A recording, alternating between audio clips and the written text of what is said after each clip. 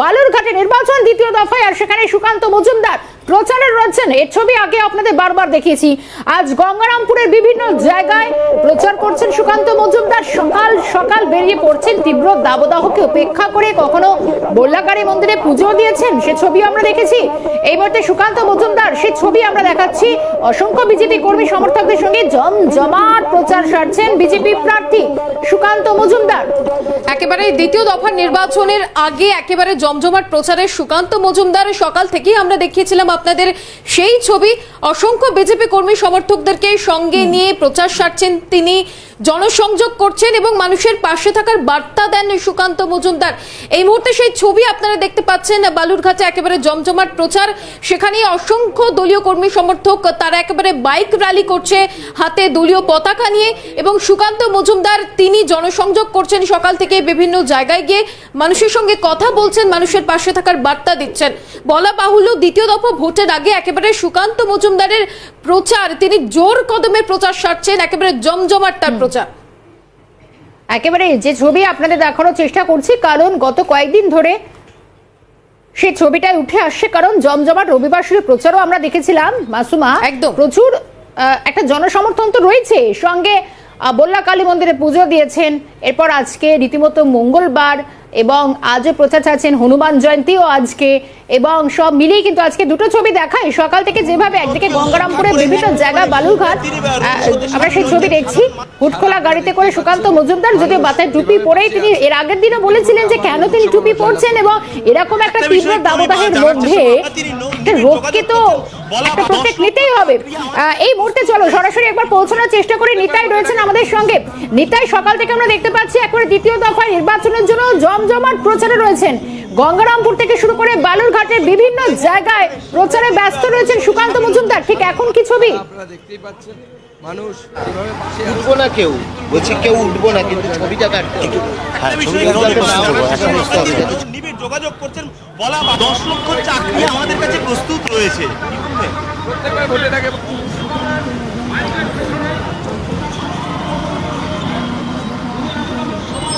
একদমই দেখো, একদম সাত সকালে গঙ্গারামপুরে জগন্নাথ মন্দিরে তিনি পুজো দেন, এবং তারপর সেখানে 17 এবং 18 নম্বর ওয়ার্ডে নির্বাচনী প্রচার সারেন, এবং তারপর তিনি সোজা বালুরঘাটে এসে পৌঁছেছেন। এখানে তিনি রোড শোতে সামিল হয়েছেন। একদম প্রখর রোদ, সেই রোদকেও একদম উপেক্ষা করে কিন্তু হুটখোলা গাড়িতে করে তিনি প্রচারে নেমে পড়েছেন। আমি মিছিলের ছবি দেখানোর চেষ্টা করব। বহু মানুষ, কর্মী সমর্থক তারা কিন্তু ইতিমধ্যে এই প্রচারে সামিল হয়েছেন, সুকান্ত মজুমদারের সঙ্গে পায়ে পা মিলিয়েছেন। আমি তোমাকে জানিয়ে রাখার চেষ্টা করবো যে আর বেশি সময় নেই কিন্তু নির্বাচনী প্রচারের, হাতে মাত্র আর একটা দিন বাকি রয়েছে। আর এই পরিস্থিতিতে নির্বাচনী প্রচারের পালে ঝড় তুলতে কিন্তু সুকান্ত মজুমদার তিনি নিজে একেবারে গ্রাউন্ড জিরোতে নেমে পড়েছেন। একেবারে সাধারণ মানুষের ভিড়ে তিনি মিশে গেছেন। আমি এই মুহূর্তের যে ছবি দেখানোর চেষ্টা করছি তা হলো যে সুকান্ত মজুমদার তিনি কিন্তু হুটখোলা গাড়িতে করে এই বালুরঘাট লোকসভা কেন্দ্রের অধীন যে বুনিয়াদপুর এলাকা রয়েছে সেখানে তিনি এই রোড শোতে সামিল হয়েছেন। এখন রোড শো চলছে বালুরঘাট পুরসভা এলাকায়। তিনি সাধারণ মানুষের সঙ্গে কথা বলছেন, ভাব বিনিময় চলছে, কুশল বিনিময় চলছে, এবং তার পাশাপাশি তৃণমূলকে ভোট না দেওয়ার কারণ ব্যাখ্যা করে গেরুয়া শিবিরের হাত শক্ত করার কথা কিন্তু সুকান্ত মজুমদারের গলায় উঠে আসছে। অন্যদিকে আমি একটু ছবিটাও দেখানোর চেষ্টা করব। আমার ক্যামেরা পার্সন সৌমেন্দু মজুমদারকে একটু মিছিলের ছবি তুলে ধরার জন্য, যেখানে সুকান্ত মজুমদারের সমর্থনে পায়ে পা মিলিয়েছেন বহু মানুষ, সেই ছবি আমি তুলে ধরার চেষ্টা করব। আমার ক্যামেরা পার্সন সৌমেন্দু মজুমদারকে বলবো সেই ছবি দেখানোর জন্য, যে গেরুয়া ব্রিগেডের যারা সৈনিকরা রয়েছেন এই বালুরঘাট লোকসভা কেন্দ্রের, তারা কিন্তু বর্তমানে এই বুনিয়াদপুরে বা তারা জমায়েত হয়েছেন একেবারে সুকান্ত মজুমদারের সঙ্গে তারা রীতিমতন একেবারে রয়েছেন। আর এই মুহূর্তের যে ছবি, সেই ছবি কিন্তু দেখাচ্ছে যে একদিকে যখন প্রখর রোদ, ঠিক সেই সময়েও কিন্তু সুকান্ত মজুমদার থেমে নেই। তিনি একেবারে অতন্দ্র প্রহরীর মতন নির্বাচনী প্রচারে রয়েছেন। একেবারে হুটখোলা গাড়িতে করে তিনি প্রচারে রয়েছেন, সাধারণ মানুষের সঙ্গে নিবিড় জনসংযোগ করে যাচ্ছেন। আমরা সুকান্ত মজুমদারের সঙ্গে কথা বলবো অবশ্যই, তবে তার আগে যে বিষয়গুলি আমি জানিয়ে রাখার চেষ্টা করব যে এই মুহূর্তে সুকান্ত মজুমদার একদিকে যেমন গঙ্গারামপুরে তিনি নির্বাচনী প্রচার সারলেন, সেই নির্বাচনী প্রচার পরবর্তীকালে কিন্তু তিনি এখন এই যে বুনিয়াদপুর এলাকা সেখানে তিনি এসে উপস্থিত হয়েছেন এবং এখানে প্রচার শেষ করে তিনি এই হরিরামপুর এলাকায় একদিকে যেমন যাবেন, তার পাশাপাশি ইটাহারেও তার যাওয়ার কথা রয়েছে। এই দুই জায়গায় পৃথকভাবে দুটি সভা করার কথা রয়েছে সুকান্ত মজুমদারের।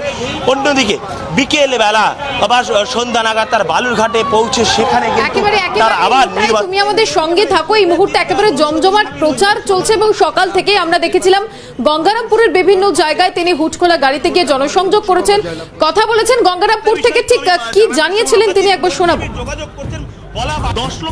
গতকাল গঙ্গারামপুরে আমরা বিভিন্ন ওয়ার্ডে নির্বাচনী প্রচার করেছি এবং করে আজকে আমি এখানেই থেকে গেছিলাম গতকাল রাতে এবং আজকে সকাল থেকে এখানে শুরু করেছি, বিভিন্ন ওয়ার্ডে যাচ্ছি। মানুষের সারা আপনারা দেখতেই পাচ্ছেন, মানুষ যেভাবে পাশে আছে, বিপুল ভোটে আবার এই লোকসভা আমরা জয়লাভ করতে চলেছি। একেবারে জমজমাট প্রচার, সুকান্ত মজুমদারের বিভিন্ন জায়গায় তিনি প্রচার সারছেন। যে প্রজেক্ট সরকারি টাকায় তৈরি প্রজেক্ট, তার মালিক শেখ শাহজাহান। এরকম বহু শেখ শাহজাহান আছে যারা পশ্চিমবঙ্গের বিভিন্ন জায়গায় এইভাবে লুট করে খাচ্ছে। মমতা ব্যানার্জি তাদেরকে একটা এরিয়ার ইজারা দিয়ে দিয়েছে, ইজারা।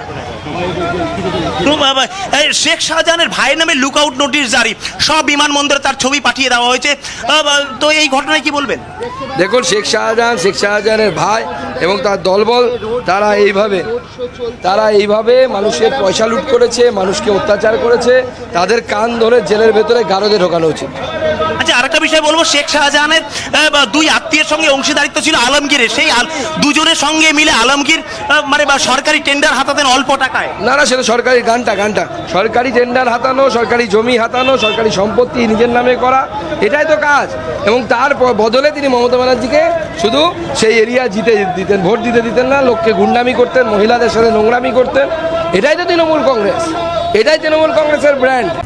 দ্বিতীয় দফার নির্বাচন রয়েছে 26শে এপ্রিল। দার্জিলিং, রায়গঞ্জের সঙ্গে বালুরঘাটেও নির্বাচন রয়েছে এই দ্বিতীয় দফায়। তাই একদম শেষ বেলার প্রচার বলা চলে, জোর কদমে ভোট প্রচার সারছেন বালুরঘাট লোকসভা কেন্দ্রের বিজেপি প্রার্থী সুকান্ত মজুমদার। ইটাহারে এই মুহূর্তে তিনি প্রচার সারছেন। প্রচার সঙ্গী সিএন নিতাই, আমাদের প্রতিনিধি সরাসরি আমাদের সঙ্গে রয়েছে। নিতাই,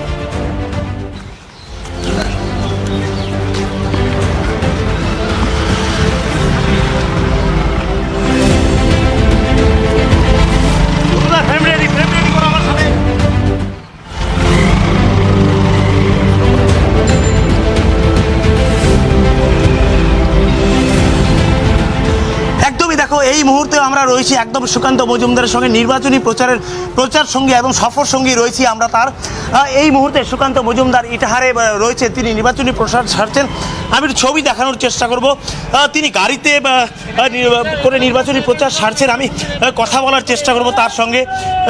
নির্বাচনী প্রচারের পাশাপাশি অন্যান্য একাধিক বিষয় রয়েছে, এই যেমন সবথেকে বড় আপডেট যেটা এখন, যে মুর্শিদাবাদের ঘটনা, সেখানে কিন্তু যে মানে রামনবমী নিয়ে যে ঘটনা ঘটেছিল তা নিয়ে এনআইএ তদন্তের দাবিতে জনস্বার্থ মামলা, এবং এই মুহূর্তে নির্বাচন কমিশনের উচিত নির্বাচন বন্ধ করে দেওয়া, এমনও বিষয় উল্লেখ করা হচ্ছে। তো সেক্ষেত্রে আমরা সুকান্ত মজুমদারের বক্তব্য জানার চেষ্টা করব। তবে তার আগে যে বিষয়টি আমি আরও একবার বলার চেষ্টা করব, যে দিনভর সকাল থেকে কিন্তু সুকান্ত মজুমদার নির্বাচনী প্রচারে রয়েছেন। আমি তার সঙ্গে একটু কথা বলার চেষ্টা করি। দাদা, একটি বিষয় আপনার থেকে জানার চেষ্টা করব, সেটা হচ্ছে মুর্শিদাবাদের রামনবমী নিয়ে যে ঘটনা, সেই ঘটনায় জনস্বার্থ মামলা দায়ের করা হয়েছে, কি বলবেন? দেখুন, জনস্বার্থ মামলা হওয়াটা স্বাভাবিক, কারণ আমার মনে হয় জনস্বার্থ মামলা করে এনআইএ তদন্ত দাবি করবে মানুষ, কারণ স্বাভাবিক। এনআইএ তদন্ত না হলে পরে এই চোরগুলোকে, এই গুন্ডা বদমাশগুলোকে যারা রামনবমীর উপরে বোমা মারে, তারা শায়েস্তা হবে না। এই যে দেখুন, ডালখোলাতে কতবার বোমা মেরেছিল, শ্রীরামপুরে মেরেছিল, আর মেরেছিল হচ্ছে আমাদের আরও হাওড়াতে। এনআইএ তুলে নিয়ে গেছে, এখন ভয়ে আর রামনবমীতে এই 3 জায়গায় কোথাও ঝামেলা হয়নি, আর হবে না। একবার এনআইএ তুলে নিয়ে গিয়ে ছাড়ালে পরে আর কারো কেউ ঝামেলা করবে না। এই ঘটনায় বা মানে আদালতের প্রধান বিচারপতি তিনি উষ্মা প্রকাশ করেছেন এবং তিনি বলেছেন যে নির্বাচন কমিশনের উচিত মানে নির্বাচন এই মুহূর্তে বন্ধ করে দেওয়া। তার কারণ এই একটা পুজোকে নিয়ে দুই সম্প্রদায় যেভাবে নিজেদের মধ্যে লড়াই করছে, সেক্ষেত্রে নির্বাচনের আরও অনেক কিছু হতে পারে, কি বলবেন এটা নিয়ে? দেখুন, এটা দেখতে হবে আমাদের কোর্টের অবজারভেশন, না এটা হচ্ছে তার ভার্ডিক্ট। ভার্ডিক্ট হলে সেটা নির্বাচন কমিশনকে মানতে হবে, আর যদি অবজারভেশন হয় তাহলে নির্বাচন কমিশন অবশ্যই তাই সেটা নিয়ে ভাবনা চিন্তা করবে। তো এই বিষয়টি আমাদের দেখে তারপরে আমি মন্তব্য করতে পারবো, তাছাড়া মন্তব্য করতে পারবো না। কোর্ট আর নির্বাচন কমিশনের বিষয়, অথবা আমাদের বিষয়েও কিছু বিশেষ কিছু বলার নেই। রাজ্যের কাছে এদিকে হাইকোর্ট এসে রিপোর্ট তলব করেছে। রাজ্য কি রিপোর্ট দেবে? রাজ্য বলে তো বোমই মারা হয়নি, বেশি চকলেট বোম মারা হয়েছিল। কিন্তু আমরা তো জানি তৃণমূল অফিস থেকে বোম মারা হয়েছিল শুধুমাত্র মাইনরিটি ভোটের কনসলিডেশনের জন্য, একটা সাম্প্রদায়িক টেনশন তৈরি করার জন্য। এটা মমতা বন্দ্যোপাধ্যায়ের প্ল্যানিং। তাহলে এই আবহে এত ঘটনা, চতুর্দিকে এত ঘটনা, বিক্ষিপ্ত ঘটনা, তারপরে কোথাও গিয়ে মনে করছেন যে মানে অবাধ শান্তিপূর্ণ নির্বাচন হতে পারে এই বঙ্গে? দেখুন, অবাধ নির্বাচন, শান্তিপূর্ণ নির্বাচন তখনই সম্ভব, জয় শ্রীরাম, তখনই সম্ভব যখন এখানে প্রতি বুথে বিপুল পরিমাণে আমাদের সেন্ট্রাল বাহিনী থাকবে। সেন্ট্রাল বাহিনী ছাড়া কোনোভাবে এখানে ভোট করানো সম্ভব। বিভিন্ন জনসভায় আপনাকে বলতে শোনা গিয়েছে যে মানে কেন্দ্রীয় বাহিনীকে লাঠিতে তেল দিয়ে লাঠি রেডি রাখতে। দেখুন, কেন্দ্রীয় বাহিনীকে প্রোঅ্যাক্টিভ মোডে না থাকলে পরে এখানে নির্বাচন কমিশন শান্তিপূর্ণ ভোট করাতে পারবে না। কেন্দ্রীয় বাহিনীকে পুরো প্রোঅ্যাক্টিভ মোডে থাকতে হবে এবং পুরো লাঠিতে তেল মাখিয়ে রাখতে হবে, যাতে বল এলে পরে বাউন্ডারির বাইরে। বল বলতে কাদের কথা বলছে? খেলা হবে বলে যে সমস্ত বলগুলো আসে সেগুলোকে ধরে বাউন্ডারির বাইরে ফেলতে হবে। তো সেক্ষেত্রে বিজেপির কর্মীরাও কি ময়দানে থাকবে? না, সে যদি নির্বাচন কমিশন না পারে তাহলে বিজেপির কর্মীদেরকেই থাকতে হবে, বুথ তো আমাদেরকে বাঁচাতে হবে। একদমই। সুকান্ত মজুমদারের সঙ্গে আমরা কথা বললাম, তিনি যেটা স্পষ্ট করে জানালেন যে কেন্দ্রীয় বাহিনীর যারা জওয়ান রয়েছেন তাদেরকে প্রস্তুত থাকতে হবে, লাঠিতে সেই জায়গায় দাঁড়িয়ে কেন্দ্রীয় বাহিনী কতটা প্রস্তুত থাকে, কমিশনের তৎপরতা, সমস্ত দিকেই আমাদের নজর থাকবে নিতাই। আপাতত ধন্যবাদ জানাবো।